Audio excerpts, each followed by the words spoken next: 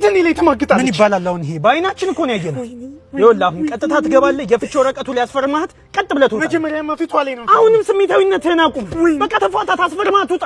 እሺ የፍቺ ወረቀታችን ነው፣ ፈርሚበት። ለምን ከማንም ጎረምሳ ጋር አልጋቤላ አልጋቤ ስትሽከረከር ይዟል። ለምን ትይኛለሽ? አሁን ፈርሚበትና እንፋታ። አባ ቅንጣት ያህል ልብ ውስጥ ፍቅር ካለ እኔን እያየህ አዋራኝ። እኔ መፋታት ብቻ ነው። አንተ ያየህን ቀን አንድ የተጎዳ ልቡን የተሰበረ ሰው አገኘ። ሚስቱ ጥላው ሄዳ ነበር። አባ እኔ መቼም እንደማልማግጥብህ ታውቃለህ።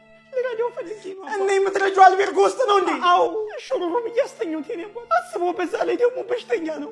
እንደሆነ አስበው እስኪ አንተ ራስህ። እሱን አትየው፣ እኔ ነኝ። ለምን በፍቅራችን መሀል ሰይጣን እንዲገባ ታደርጋለህ? ለምን ክፍተት ትፈጥራለህ?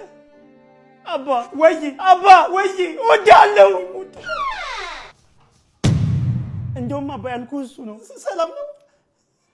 አያሳዝንም? ስታይ የሆነ ምግብ ምናምን ይምጣልህ። ምን ጎሎብኝ ወንድሜ? እንትን አምጣልን። ኮካ። እሺ እኔ እናት አይዞሽ። መጣሁ